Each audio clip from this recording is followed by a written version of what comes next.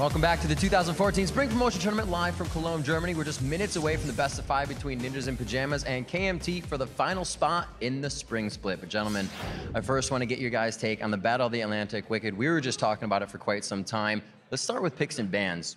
You know, what threw you off or even made you surprised about it? It really made me surprised that they picked Sion and played him on Mew instead of putting Mew as the top laner and then letting Slayer play Renekton. Because, for example, as you saw in the game, Slayer doesn't have the most experience on Renekton, and he kind of got dominated by Shyvana early game, which shouldn't happen.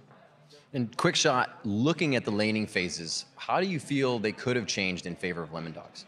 I think the big key for Lemondogs was the inability to convert kills to objectives. And I think going forward, they need to practice in their scrims, figuring out how they can make those kills work for them. Just getting a kill on somebody who's overextended isn't the best. You need to time it correctly, push for an objective, go for blue buff, go for red buff, things like that. And maybe itemization could have been improved, but game 2 was a marked improvement for game 1 as far as the Lemondogs were concerned. And WickD, we were talking about that. They actually fared better in laning phase, but where do they drop the ball for Lemondogs? I think, as I said earlier, the main point was the solo lanes that swap lane. They just weren't experienced in that lane and they didn't do so well. For example, you even saw Sion.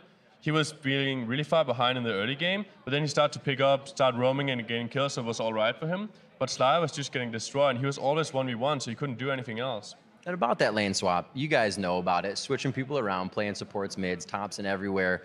Is it done rarely? When is it done? Were they kind of forced into it and thought it could work? What do you think they were doing? So I think lane swaps are very rare, like you don't see them that often. And it's done, for example, like Zed used to be a top lane champion, I played him all the time, so I was really good on Zed, and then suddenly he became really strong in mid. And Frank hadn't played him that much, so it's pretty normal for me just to play Zed, and I could easily play him in mid. But for example, like Renekton now, it's not like a champ that haven't been played top and been played mid, so it didn't make much sense. All right, gentlemen.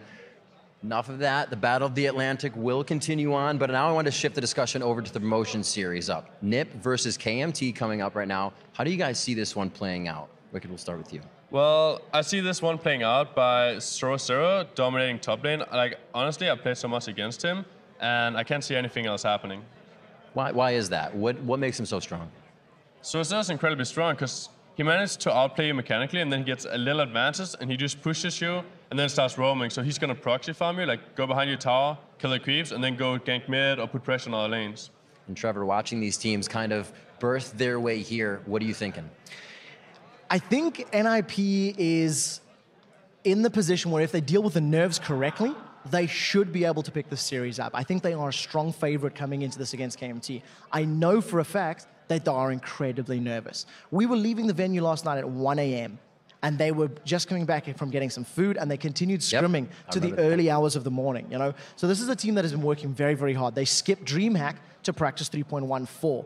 And I had a chat with Deficio about how the team's looking and how he feels they're performing. And he says he's come to understand the team a lot more from a month ago until now, and some of the defense mechanisms they have to deal with the nerves and the tension is coming out, and he's saying that they're feeling confident, they're feeling good, thanks to the fact that they've been training very, very hard for this. All right, gentlemen, thank you.